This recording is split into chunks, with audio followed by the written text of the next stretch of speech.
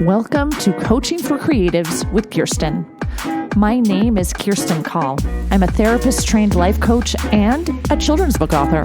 Together, we'll get the drama out of our lives and onto the page. Let's get started.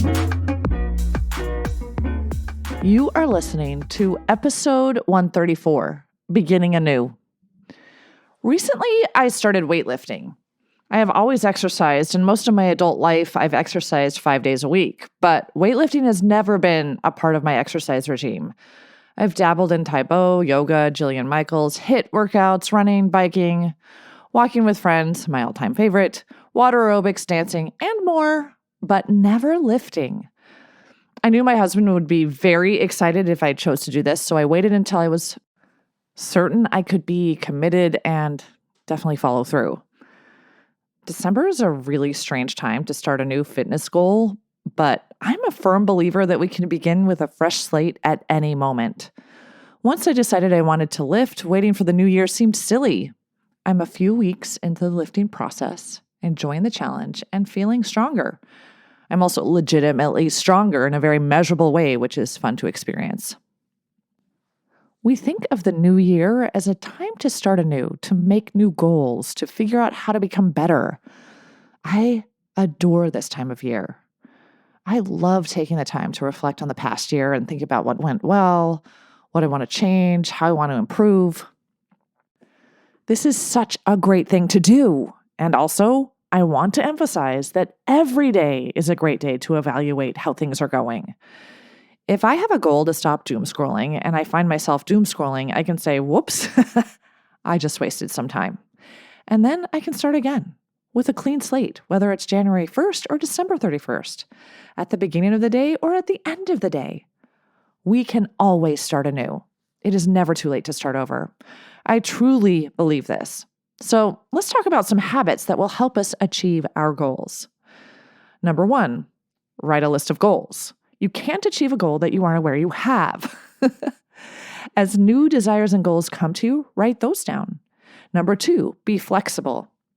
Give yourself permission to change your goals if you don't want that desired outcome anymore. Many college kids have goals to pursue certain majors or careers, and as they do more research or take classes, they realize they want to pivot. We can pivot when we're 25, or 50, or 75. It's never too late to add a goal to our list or to take one away. Number 3, create an everyday task list. Break your goal down into smaller chunks and put them on your daily agenda. Then follow through. For example, if I'm writing a novel, I might schedule time for writing a chapter a day or revising a chapter a day. Number 4, focus on your desired result. This habit is so powerful. For example, let's say your goal is to finish your novel. You've already scheduled time to achieve this goal, but instead of focusing on the fact that your novel is unfinished, imagine it fully formed. Imagine it's published and on bookshelves. What does it feel like to have the book published? What does it feel like to have people reading your book? Really imagine the result of your goal as if it already is. This process of helping your brain understand what it feels like to already have your desired result leads you to do all the things you need to do to hold that published book in your hand. So let's do this right now. Decide what goal you want to focus on. Just think about it for a second. Think about a phrase that supports it. For example, with my book goal, I can say, I've got a manuscript named Spring Chicken. I can say, Spring Chicken is published. The illustrations are adorable and children are laughing as they read it. I can imagine the book launch in detail. I can imagine story times. I can imagine turning the pages of the book. Each detail makes the goal more tangible and real.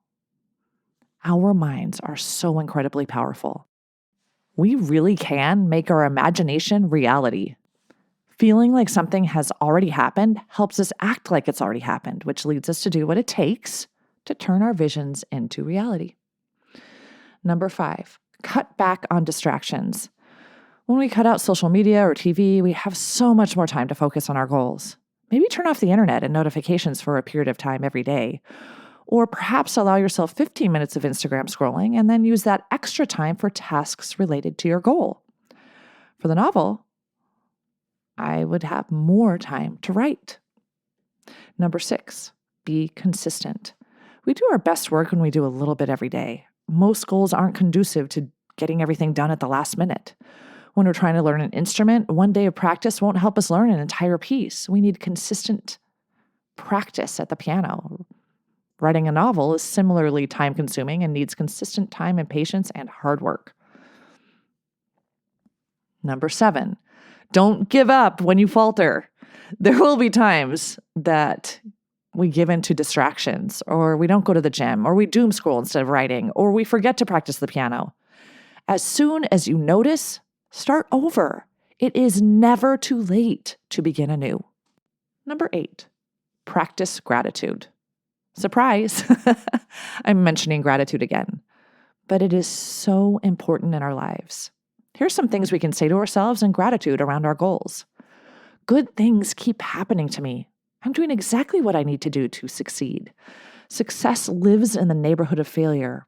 I know how to achieve my goals. I'm excited I have the capacity to set goals and work towards them. I am someone who follows through on my goals. I'm grateful I have energy to think about goals and personal growth and to do them. So, as you begin your new year, rejoice in the blessing it is to be alive and to set goals. Your capacity for achieving your goals is unfathomable. You are capable of everything you desire. And anytime you fall short, you can begin anew. One of the most beautiful things about life's journey is that we can choose to start over at any time. So, take a deep breath and step forward into your future where you have already achieved your wildest dreams. Until next time, keep smiling.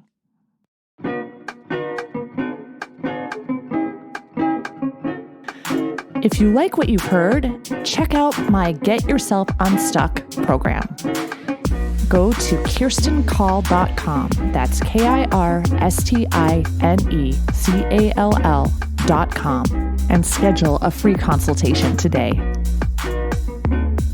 Coaching for Creatives is produced by Kirsten Call. Music and audio engineering by James Call.